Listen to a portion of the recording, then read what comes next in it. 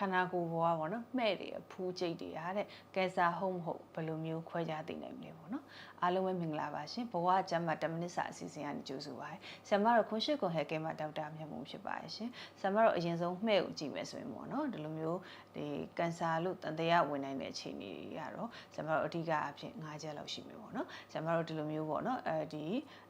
မှဲ့ပုံစံကပေါ့နော်တစ်ဖက်နဲ့မညီမညာဖြစ်နေတာပေါ့နော်ဒါမျိုးဆိုရင်အရေးကြီးတယ်ပေါ့နော်နောက်တစ်ခုကကြာဆရာမတို့ဒီလိုမျိုးပေါ့နော်ဒီ border ပေါ့နော်ဒီမှဲ့ရဲ့အနာသက်တွေကပေါ့နော်ဝိုင်းနေတာညီနေတာမဟုတ်ဘဲနဲ့မညီမညာဖြစ်နေတာမျိုးပေါ့နော်ဒါမျိုးဆိုအရေးကြီးတယ်နောက်တစ်ခုကကြာဒီမှဲ့ရဲ့အယောင်ပေါ့နော်အယောင်ကဆိုရင်တညီတည်းမဟုတ်ဘဲနဲ့အယောင်စုံဖြစ်နေတာပေါ့နော်အနီတွေအနက်တွေအဲ့လိုမျိုးပေါ့နော်အယောင်စုံဖြစ်နေတဲ့ပုံစံမျိုးဆိုလည်းအရေးကြီးတယ်ပေါ့နော်နောက်တစ်ခုကကြာတော့ဒီမှဲ့ရဲ့အရွယ်စားပေါ့နော်မှဲ့ရဲ့အရွယ်စားဆိုပုံမှန်ထက်အရင်ကြီးနေတာမျိုးပေါ့နော်ဒါမျိုးဆိုအရေးကြီးတယ်ပေါ့နော်နောက်တစ်ခုပေါ့နော်နောက်တစ်ခုကကြာတော့ဆရာမတို့ဘာရှိမလဲဆိုတော့ဒီလိုမျိုးပြောင်းလဲတာပေါ့နော်ပြောင်းလဲတာကြာတော့ဒီအချိန်တူတွင်းမှာအရွယ်တအားကြီးလာတာပေါ့နော်ပုံစံလေးပြောင်းလဲတာပေါ့နော်ဒါမျိုးဆိုရင်တတိထားဖို့လိုတယ်ဒီပေါ့နော်နီးစက်တဲ့အရေးပြားဆရာဝန်တူ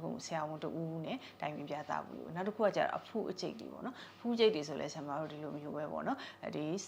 စမ်းကြည့်လိုက်တဲ့အခါကျတော့ပျော့ပျော့လေးမဟုတ်ဘူးပေါ့မာနေတာရွှေ့လို့မရဘူးပေါ့နော် face ဖြစ်နေတဲ့ပုံစံမျိုးတွေပေါ့နော်ပြီးတဲ့အခါကျတော့ဆရာမတို့နောက်တစ်ခုကကျတော့ဒီကြီးမြန်တာပေါ့နော်ဒီလပိုင်းအတွင်းမှာပေါ့နော်ဒီခဏလေးနဲ့အရွယ်စားကြီးလာတာမြန်လာပြီးတော့အခါကျတော့ပေါ့နော်ဒီအကြောင်းရင်းမရှိပဲနဲ့ကိုယ်လေးချိန်ကတိတိကျကျကြာသွားတာပေါ့နော်နောက်ပင်ပန်းနွမ်းနေနေတာစားရဒီလိုမျိုးတန်တရားရှိလက္ခဏာတွေရှိမယ်ဆိုရင်တော့ဒီနီးစပ်တဲ့ဆရာဝန်နဲ့ဒီမှဲ့တွေအဖူးကျိတ်တွေကိုတိုင်ပင်ပြသစမ်းသပ်တင်ပါတယ်ရှင်ဟုတ်အားလုံးမကျန်းမာဒုက္ခနဲ့ပြည့်စုံကြပါစေ